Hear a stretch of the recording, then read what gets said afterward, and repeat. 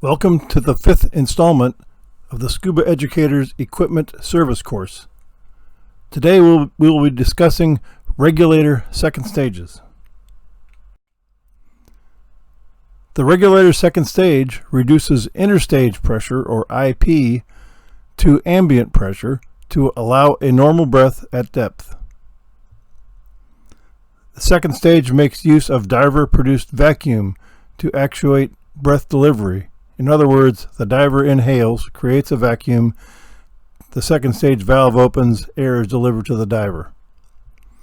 Second stages are primarily downstream valve designs, which ensures that the second stage will not stop gas delivery to the diver. Let's talk about some basics with regulator second stages.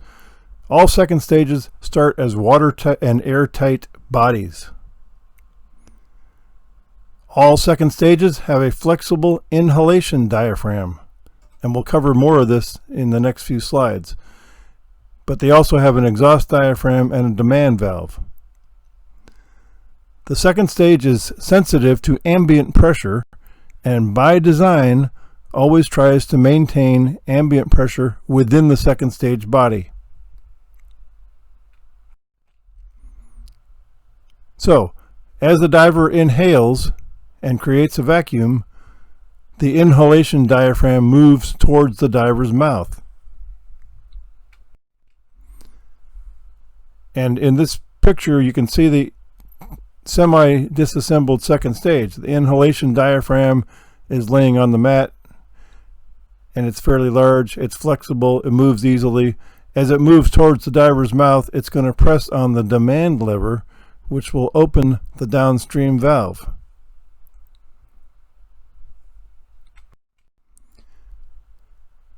And here we can see in diagram that the inhalation effort causes the lever, the demand lever, to move towards the diver's mouth, which causes the soft seat in what's called a poppet to move away from the orifice or hard seat. So that opens up the space between orifice and hard seat, and air flows into the second stage.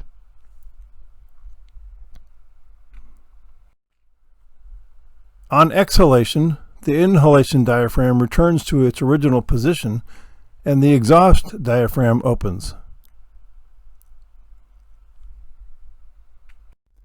Let's talk about the demand valve. The most basic second stages have an unbalanced downstream demand valve, and we're going to explain what all that means shortly, and then you'll see it when we take the regulators apart. But the forces involved here are very simple. We have downstream force coming from the first stage in the form of interstage pressure, and then we have a spring which is holding the soft seat against the orifice in the opposite direction. So the IP force is opposing the spring force. The downstream force from IP pushes on the soft seat, which is held against the hard seat by spring force. So by design, spring force is going to be slightly greater than downstream force, otherwise the regulator would leak or free flow. There's also ambient pressure force, which is present during descent, but once the diver levels off, it's not really a factor. As downstream force decreases in the unbalanced design, inhalation effort in the unbalanced second stage will increase.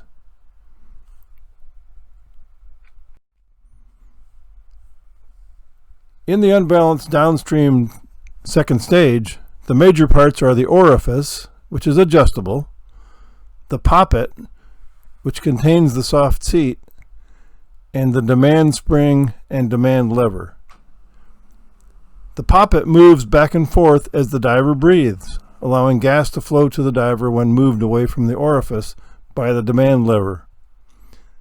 The demand spring returns the poppet to mating up with the orifice.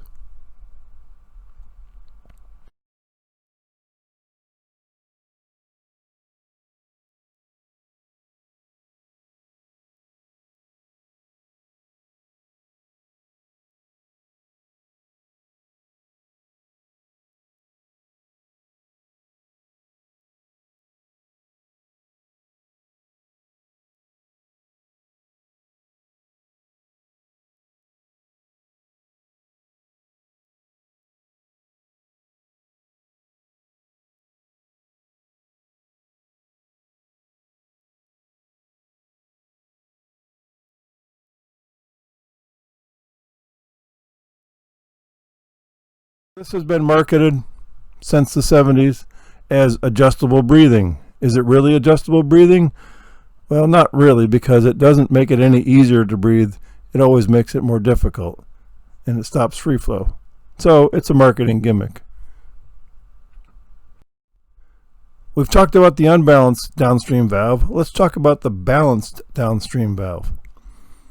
By allowing downstream force to influence the back or upstream side of the poppet, the action of the second stage can be balanced. The most popular way is to put a hole through the soft seat and poppet to allow interstage pressure to go through the poppet and work on the backside. In this way, the action of the poppet will be nearly independent of downstream force, and the demand spring can be made much smaller. So here we have downstream force on the right going through the orifice, impacting on the soft seat. It's also allowed to go through the middle of the poppet to its back end, which is the upstream side, and provides upstream force. And then there's also the spring force provided by the demand spring. Notice that the upstream force is slightly smaller than the downstream force because the diameter of the poppet is smaller at the back end. We'll talk about why that is. If we make the upstream or the back end of the balanced poppet smaller diameter, that decreases the upstream force and is a fail-safe design in case the first stage fails and delivers too much interstage pressure. You always want the diver to be able to get gas if the first stage fails. We have depicted here an unbalanced valve, unbalanced poppet and spring, demand spring, and a balanced poppet and demand spring. Notice that the unbalanced poppet has a much bigger spring because it doesn't have the benefit of interstage pressure working on the upstream end of the poppet like the balanced poppet does. The balancing chamber simply collects the gas that comes through the middle of the poppet and forces it back onto the upstream end of the poppet. So those three components together work to make the balanced poppet. There is another type of regulator design called a center balanced valve. It's balanced, but instead of being balanced at the back end, interstage pressure surrounds the center of the poppet. And these can be either mechanical or pneumatic in terms of the force that causes the center balanced poppet to open. The work of breathing in center balanced second stages is impressively low. And this is a regulator that Scuba Pro made in the late 60s. And they still make a center balanced poppet, but they don't make one that's as nice as this one. This was a pneumatically activated center balanced poppet and is the easiest breathing regulator ever tested by the U.S. Navy. Let's talk a little bit about another force that engineers take advantage of in the second stage, and that's called Venturi. And Venturi is something that's very interesting. The way a Venturi works is if the velocity of a fluid or gas flow increases, the internal pressure of the space that's flowing through decreases. This is known as Bernoulli's principle. Many second stages are designed to direct a high velocity flow towards the mouthpiece tube, which lowers the pressure within the second stage body and causes the inhalation diaphragm to move inward, reducing the work of breathing. So we take advantage here of physics. A Venturi is created by a high velocity flow, Bernoulli's principle. It helps the diaphragm move towards the diver's mouth, which helps open the demand valve, and it's easier to breathe. The Venturi assist is good to have at depth, where gas density is higher and the work of breathing increases.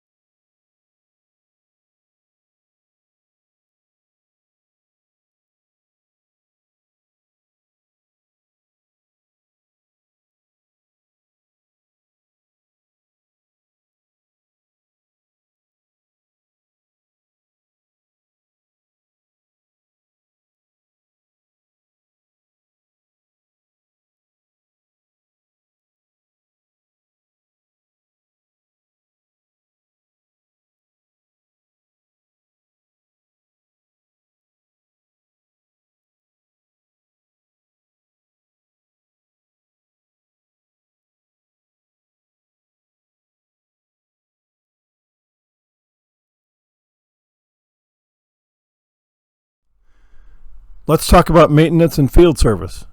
Free flow is probably the most common complaint regarding the second stage. The second stage is leaking. You can hear it, and you can see the gas bubbling away. A weak free flow can be annoying. It's probably not leaking a lot of gas, but it's still annoying and you don't want it. A strong free flow can be dangerous. First of all, that's your gas supply going out into the water. Second, if you're diving in a place where the water is very cold, such as in ice diving, a free flow may actually cause the first stage to freeze up and rapidly drain the cylinder while ice diving.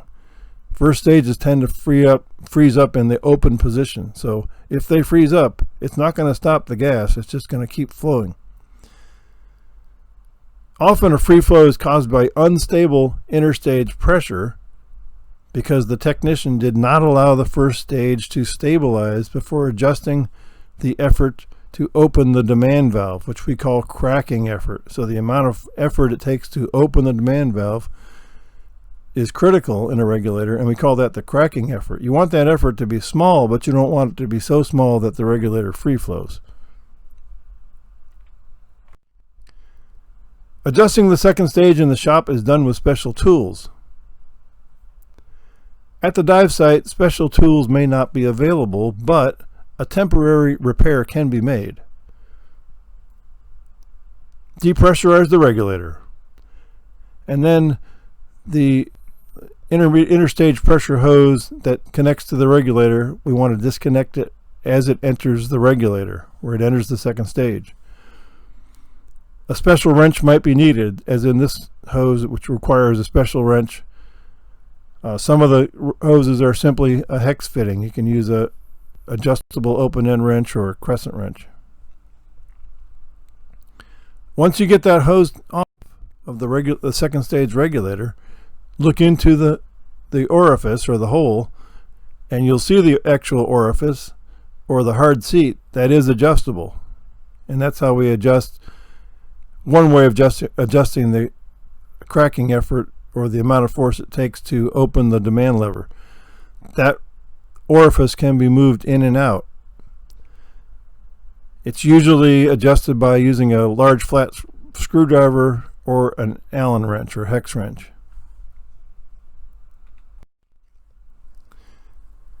To adjust the orifice, depress the purge button and turn the orifice to the right, an eighth or a quarter of a turn. That's going to move the orifice closer to the soft seat and reduce free flow. Then hook up the hose and repressurize the regulator. Verify that the free flow has stopped. If more adjustment is needed, repeat. This is a temporary fix. Have the regulator serviced after diving, or if it's been recently serviced, take it back to the shop and have them readjust it. Another problem that occurs with second stage regulators is that they breathe wet. In other words, a fine mist of water enters the regulator body on inhalation. That's annoying. This can be caused by one of four things. And the first thing we'll check is the mouthpiece. If the mouthpiece is not fitting properly, or there's a pinhole leak in the mouthpiece, that will cause it to leak water. Replace the mouthpiece if necessary, and always carry spare mouthpieces and cable ties in your Dive Master kit. The next thing to check would be the inhalation diaphragm, if you have the tools to do so. And I say that because some regulators require special tools to remove the diaphragm cover. And removing the diaphragm cover is something that really should be done by somebody who knows how to work on regulators, because if the diaphragm cover were to fail and fall off, there's nothing to prevent the diaphragm from leaving the second stage, and then the diver has nothing to breathe. So if you're capable of doing it and you have the tools, you can take the cover off the diaphragm and check the diaphragm. So we're going to check it for pinholes or possibly for not being seated properly in the case. And here's an example of a diaphragm, silicone diaphragm. Not much goes wrong with these silicone diaphragms. In the old days, they were made out of rubber, and they would occasionally fail, but the silicone ones seem to last a long time. The third thing to check would be a leaking exhaust diaphragm. And in order to get at the exhaust diaphragm, you have to remove the exhaust tee, the thing that directs the bubbles away from the diver's face. This might require a simple tool like a long Allen wrench to force a little pin out. There may be little screws that hold the exhaust tee in place. Whatever it takes, you need to expose that diaphragm so you can look at it. The exhaust diaphragm might be folded over, or it could have debris beneath the sealing surface. Sometimes a little piece of algae or something like that will get in there and cause just a very small leak when the diver inhales. So just make sure that that's not the case. If none of those three things work, i.e. you didn't find anything wrong with the mouthpiece, the inhalation diaphragm, or the exhaust diaphragm, the regulator body may be cracked. And a cracked regulator body will certainly leak water if the crack is big enough. Now, this cannot be repaired in the field. You have to take it to the dive shop.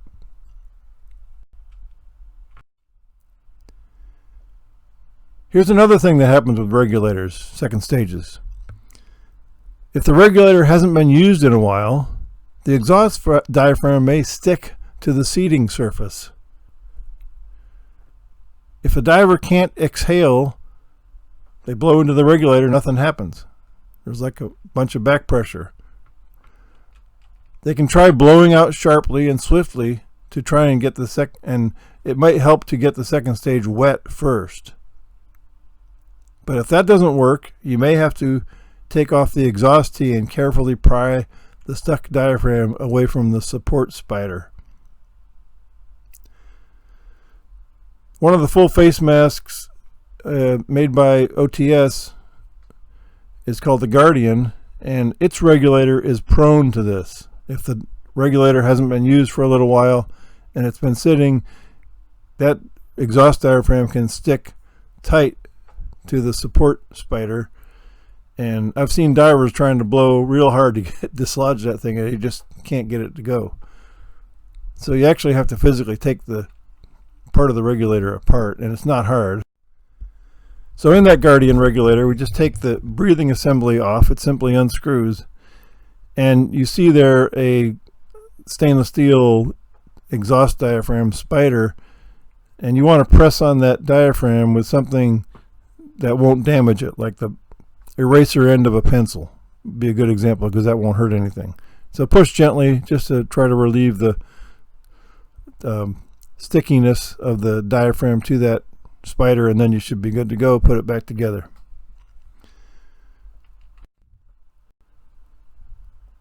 Daily maintenance on your second stage goes along with the first stage. After diving, soak or at least dunk the regulator in fresh tap water, preferably with the pressure on, so water cannot possibly get into the first stage. Flood water into the body of the regulator through the mouthpiece, and then rinse all the internal components.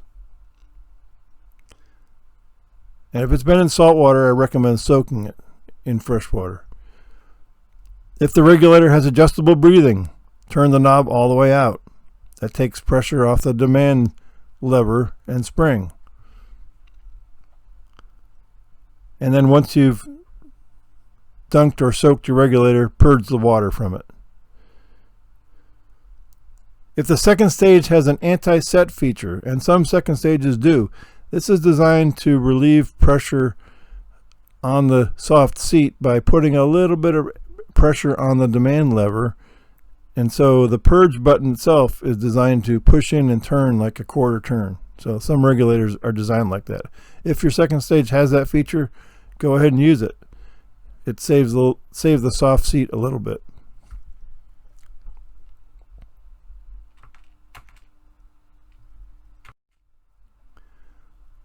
I want to mention something about full face masks. Now, you may not ever get to dive a full face mask.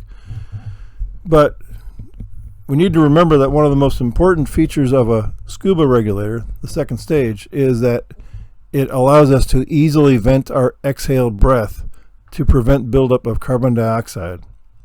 We want to get carbon dioxide out of the system easily and quickly. Full face masks typically use oronasal pockets, which is a pocket that wraps around the nose and mouth and reduces the space in which the diver has to breathe, which is the mechanical dead space, where carbon dioxide can build up. Most full face masks and even diving helmets are tested and approved for diving, but I would say that not everything that's on the market is necessarily tested. And the one thing that I would point out is that snorkeling full face masks, which have become very popular in the last few years, probably not tested. Some of them probably are okay, but some are not. And an unapproved breathing device like that underwater can be dangerous.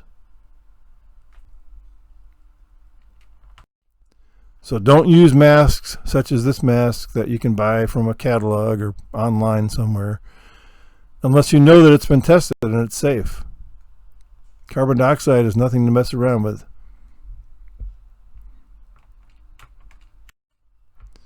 Advanced service. Sometimes there are things that we can't fix in the field. So advanced service must be done by trained technicians using the correct tools and parts. During the hands-on portion of the course, we will disassemble and reassemble regulator second stages, so you'll understand where all the parts, how all the parts go together, and what they do. This doesn't mean you'll be qualified to work on your regulator or on someone else's regulator. But the goal is really to diagnose and fix minor issues and to learn more about how the regulator functions. For more information, read Scuba Regulator Savvy by Peter Wolfinger, which is available from Scuba Tools. And if you have questions, contact me. Thank you.